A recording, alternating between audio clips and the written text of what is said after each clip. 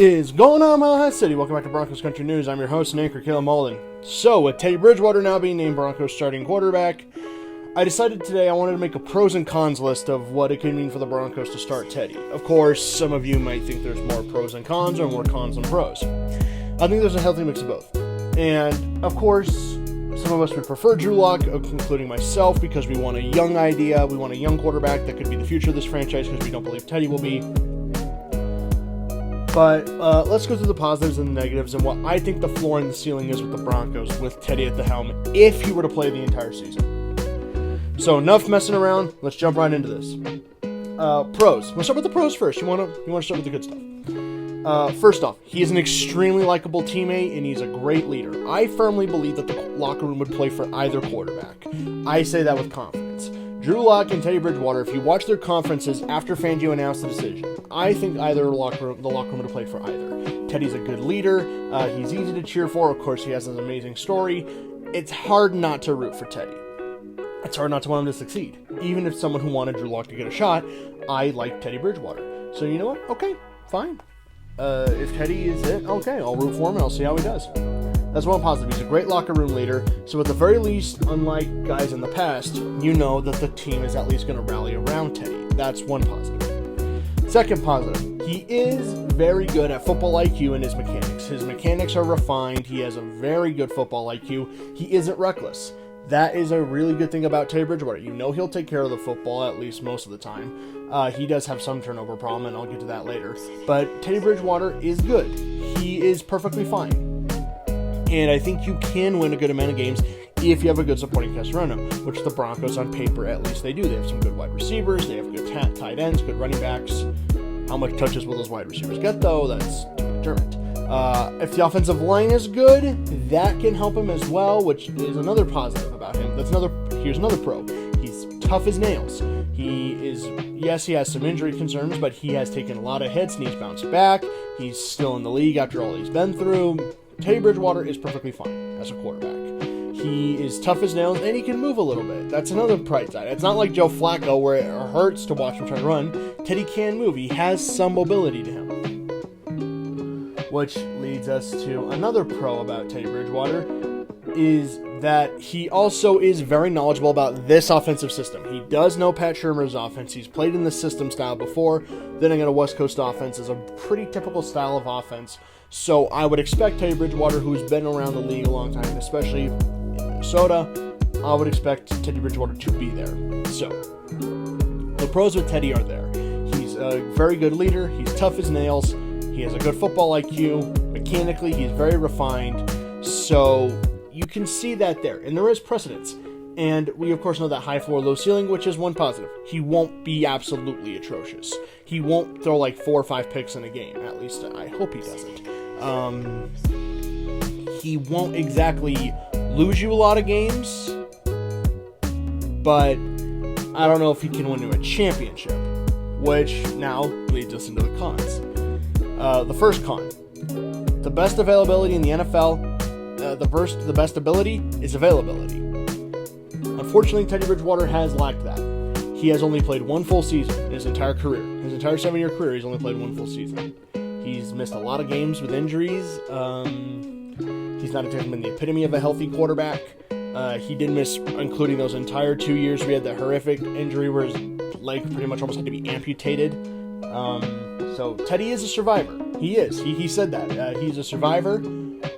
But if you cannot depend on your starter to play all 16 games for you, that's a very risky gamble to take.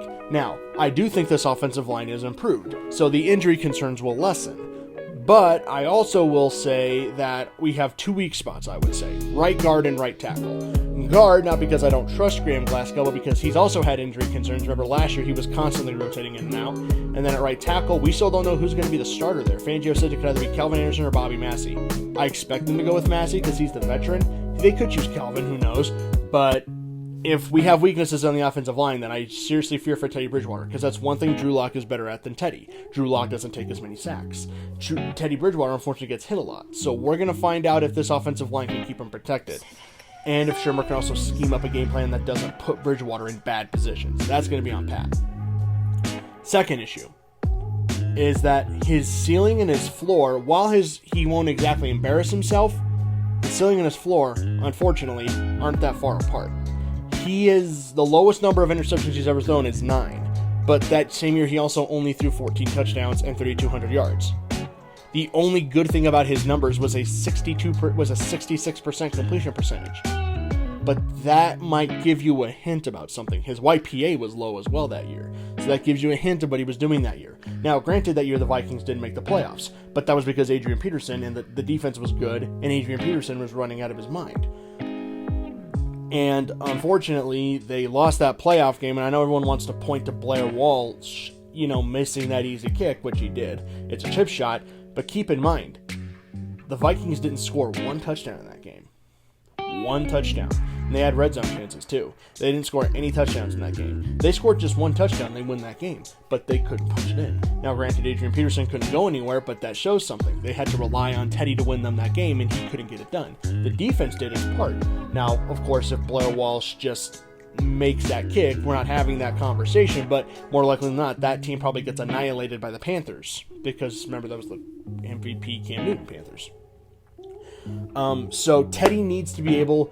I say if you're throwing 8 or 9 interceptions, like that's the max you throw, that's good. If you're throwing at least 20 touchdowns to compensate. That plus a very tenacious ground game with a hellacious defense, which I think Denver certainly has the ability to have. We have the ability to have a tenacious run game, especially a good 1-2 punch with Gordon and Williams. Not to mention we have that defense, but Teddy needs to throw 20 touchdowns. He needs to have his best year this year. We cannot have a 15 touchdown to 12 interception year. People say they hope they're getting 2019 Bridgewater. Well, they better. If they're getting... But that's the one version of Teddy. If we're getting every other version of Teddy, then we don't know how far this team is really going to go or how many games they can even win. Because there will be stretches where Teddy doesn't throw a touchdown. He may not throw a pick, but he doesn't throw a touchdown. And that in turn costs the team games because then the defense says, okay, we'll just shut down your ground game. Teddy's not going to throw a touchdown. We'll take field goals all day. Brandon McManus can kick all the 40, 50-yarders, 20-yarders, 30-yarders he wants. We'll just shut down your team in the red zone. We know you can't run the ball. They'll just do that. They'll stack the box, leave their best corners out there because they know Teddy's not going to throw deep consistently, which is the next con of his game. He has his physical limitations. He is mobile, yes, but not as athletic as, say, a Russell Wilson or a Kyler Murray. I'd even argue like an Aaron Rodgers or Baker Mayfield. Guys that know how to just navigate that pocket and move around, that if pressure comes, they have that timer, they can bail out. Now, he isn't like Daniel Jones or Phillip Rivers, where he just stands there for an eternity and then he gets rocked. He's not like that. He's somewhere in the middle. And again, he does take up a fair amount of sacks. Also, his arm is limited, which does feel like we might not get the full potential of this offense. I don't know if we're going to be able to take advantage of KJ Hamler's 4.2 speed, which can really take advantage of those one-on-ones if Teddy can't throw deep, or Judy's deep route running ability, or Cortland's contested catches, Patrick's reliability. You got it feels like the tight ends and underneath routes will get a lot of touches, and those screens will be pretty effective, but at some point, the defense will just bite down low. They'll just say, okay, we'll take away the underneath stuff, we'll force you to beat us over the top, because we know you can't do it consistently. We'll just put our best guys out on islands, if they have the defense to do it. And they'll blitz like crazy, because they know Teddy isn't as mobile as certain quarterbacks, so they'll just know, hey, we'll blitz you like crazy, force you to beat us over the top. But we know you can't do it consistently. So that is a con with Teddy's game. So those are the pros and cons that I have listed with Teddy Bridgewater. He also, one last con. I just remembered. One last con with Teddy Bridgewater. I don't know if Denver believes he's the future of this team. Remember, they voided the last year in his contract and only traded a sixth for him. And he's basically getting paid by the Panthers to not play for them. They basically said, hey, Teddy, we will pay you to go play somewhere else. We'll take a high-risk prospect in Sam Darnold that has had a very jaded development cycle. We'll take him, make him the unquestioned starter. We will pay you to go play somewhere else. That's my reservation with Teddy, is that I don't know if the Broncos believe that he's the future of this team. Now, granted, that might mean that they don't believe Drew Lock is either, but then it's like, okay, then why didn't you draft somebody? And we're back where we started again. We're back in that debate. Why didn't you draft anybody that you believe? If you didn't believe Drew could be the future of this team, then why didn't you draft somebody? Or at least try to get somebody who you think could be. Now, am I going to blame George Payton and get mad at him for this? Of course not. I mean, it's only his first year. We're going to have to see how it plays out. I see this team going 8-9, 9-8 with Teddy, but I don't think that's enough to win the West because even make the playoffs. Of course, it's not enough to win the West. Who am I kidding? That's not enough to beat Kansas City. That's not enough to beat even, say, the Chargers with Herbert. But that's also not enough to, in my opinion, make the playoffs. Because you got to go through Buffalo, Miami, New England's coming back strong. You got the Browns, you got the Ravens, you got Kansas City, Tennessee, Indianapolis with hopefully a resurged Carson Wentz. And again, LA with Herbert. That's 9 potential playoff teams in there. And I think Denver has the less quarterback of all 9 of those teams. And not to mention, even if Denver somehow managed to squeak into the playoffs, probably get annihilated by the first team you face on the road, you'd probably draw like Buffalo or Cleveland, and you have to go on the road and beat them, which I don't know if Denver has the capability to do. Which has my one fear. I fear that the offense's flaws will be masked early on by those 3 games. Giants, Jets, Jags. Let's say you win those games. Okay, but the offense doesn't look great. Then it's like, okay, now you got to go to Baltimore. Now you got to go to Cleveland, Washington, Dallas, Pittsburgh. Pittsburgh doesn't have a great offense, but their defense can certainly keep them in a game. Now Dallas's defense is a problem, but their offense can light up that scoreboard. So if the defense has a bad day against any of those teams, oh boy, here we go. Not to mention you have Cleveland, who has pretty much well balanced on both sides of the ball. Baltimore can really run up the score on you if they need to. Washington's defense knows how to make the day a living hell for you. If the Broncos are 1-2, or God forbid 0-3, if they're 0-3, I imagine Fangio's fired. And then at that point, we're talking about making a switch at quarterback. If you're 1-2, I don't think you're talking about that. I don't think you're going to make that choice, but you're certainly talking about it. And if you lose, if you're like 1-4, 1-5, or God forbid 0-4, then okay, for sure. Here's the thing, and I would say the same with Teddy Bridgewater and Drew Lock. Regardless of who they would have started, it would have been a week-by-week evaluation. Like, okay, how did he look? How did the offense look? And if you win, then the idea of putting the other guy in, that's on ice for another week. But if you lose and you're looking bad, the offense isn't producing, and the quarterback play isn't good, then you're starting to hear the calls for the other guy. And if the Broncos start out bad and their offense looks anemic and Teddy Bridgewater just isn't getting it done, you're going to hear the calls for Drew Lock get louder and louder by the week. And the same thing would have happened had they started Drew Lock and he looked bad. You would hear the calls for Teddy get louder and louder. So it's a week-by-week analysis at this point. It might not be the best idea, but it's where we're at. We're at a week-by-week evaluation with both of these guys. Basically, how you play by the week will keep your job safe. Now, at one point, you're just playing well week after week after week, then we're not even going to be talking about the other guy. But this is the situation Denver is in. Fangio's got to win those first 3 games. But in my opinion, if you want to, I talked about how the offense's flaws could be masked by 3 easy opponents. If you want to inspire some confidence, put at least 27 points on all 3 of those teams. Jets, Jags, Giants. Put up 27 points on all 3 of those teams, you're going to inspire some confidence. If you can't and you're having to squeak by, even if you win a couple games and you go 2-1, fans are going to feel antsy. And it's like, okay, but we got lucky. That luck is eventually going to run out. Just look at Pittsburgh.